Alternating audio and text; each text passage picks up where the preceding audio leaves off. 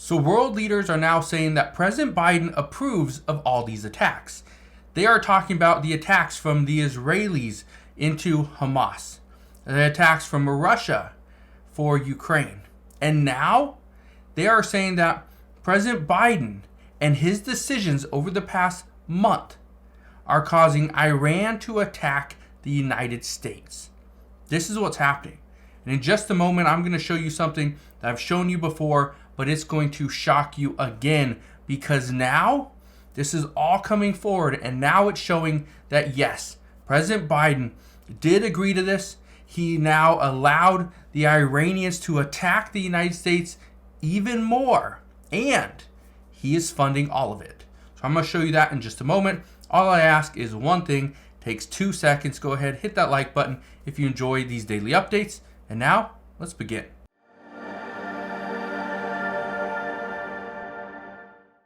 So the first thing that you need to understand is that President Biden is under a lot of pressure.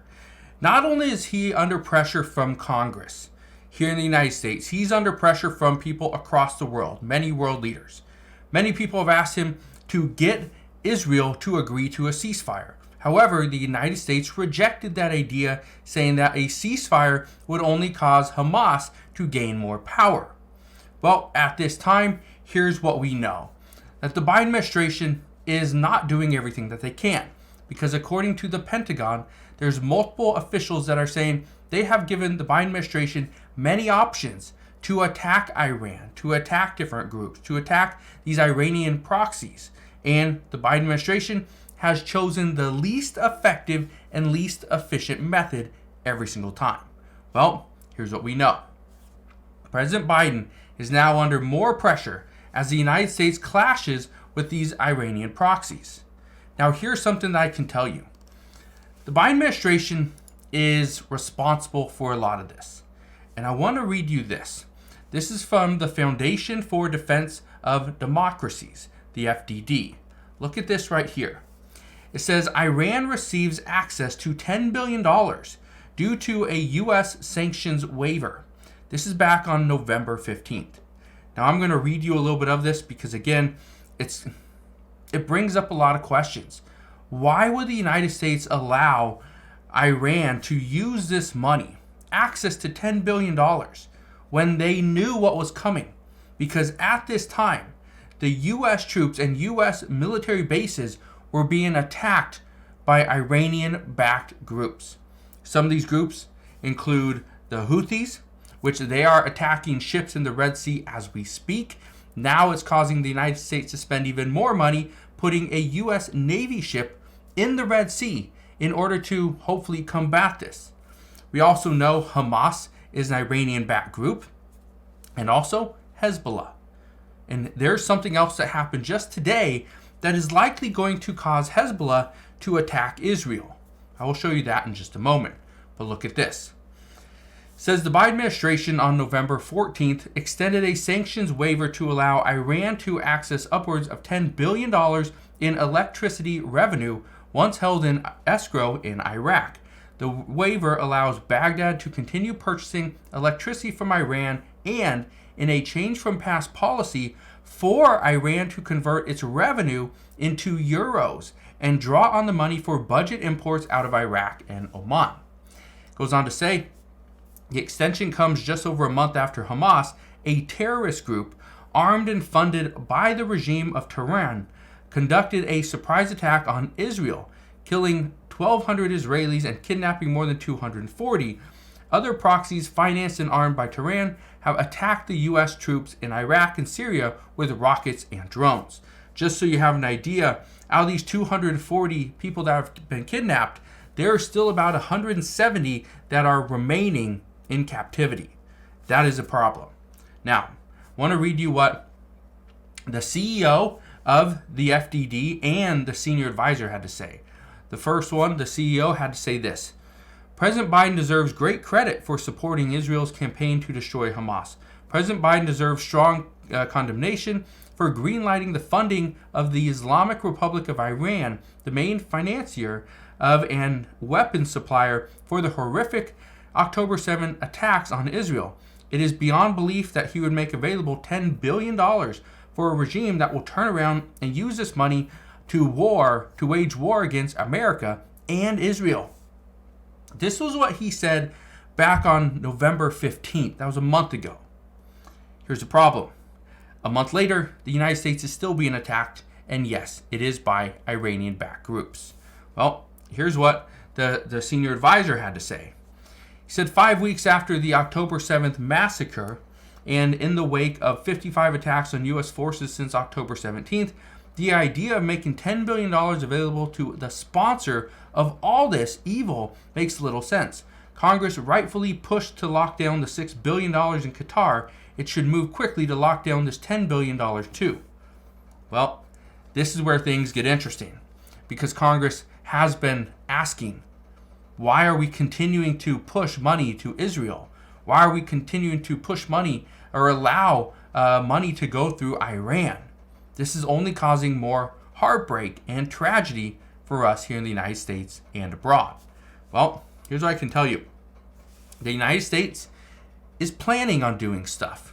At this point, as of today, the United States is considering striking a Yemeni group. Okay? And this is the reason why. They continue to attack ships in the Red Sea. But that's not going to change.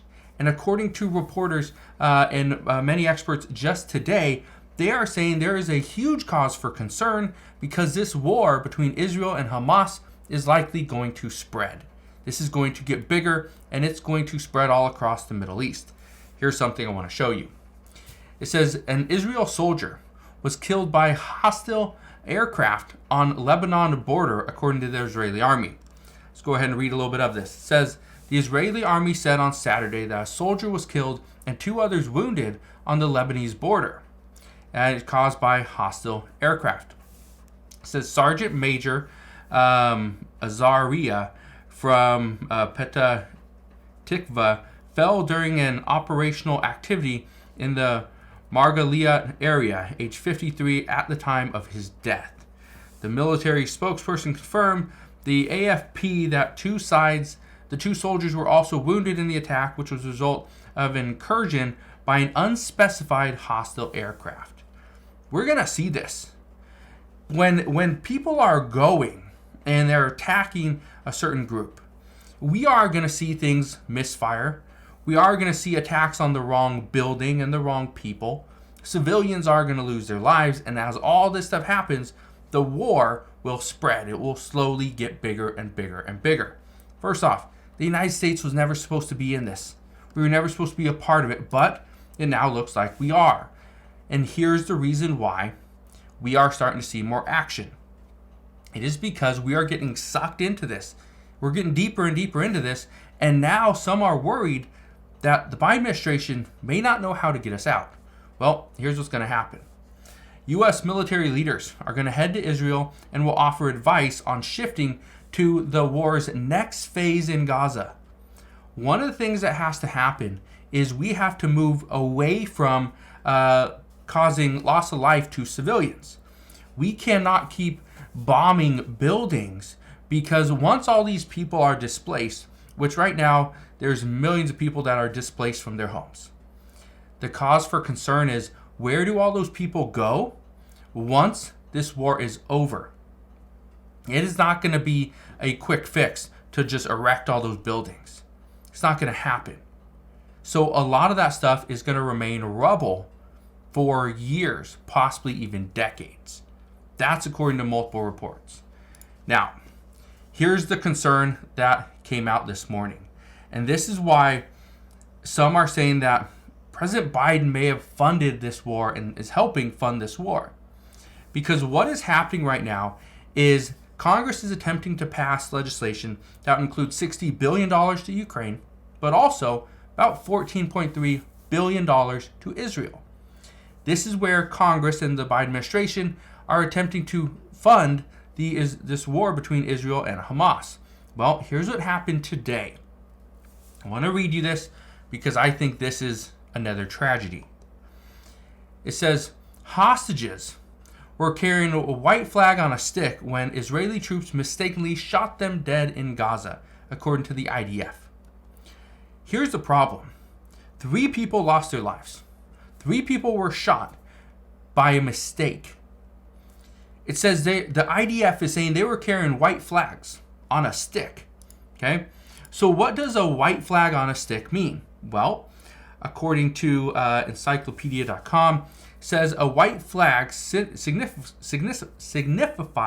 if I can say it right. So a white flag signifies to all that are approaching negotiator is unarmed with an intent to surrender or a desire to communicate. Persons carrying or waving a white flag are not to be fired upon, nor are they allowed to open fire. So my question is, if they knew these people were carrying a white flag, first off, they were hostages. Now, you don't know if they're hostages or not, but they're carrying a white flag. If someone's carrying a white flag on a stick, waving it around, it probably means they're unarmed, probably means that they're not trying to come out there and get you. Maybe they just want to talk. Maybe they want to negotiate. So now the question is that all this information's coming out is, what were the Israeli troops doing firing upon people that are waving around a white flag? It's interesting. But this is why some are now saying that President Biden doesn't just approve of these attacks, but he's actually funding this war. So let me know your thoughts. What do you think about this? I'm just curious what you have to say, because as of right now, the world is looking at President Biden and the Biden administration, and they're not sure what exactly he's doing, because there is definitely more he should be doing, and according to the Pentagon, they've given him the green light. However, he hasn't actually taken it. So we'll see what happens moving forward, but that is what we know at this time. As always, as I know more, I promise, I'll come back on. I'll share all the latest news and updates. That is what we know as of today. So again, thank you guys for watching. Consider subscribing, and I'll see you guys on the next one.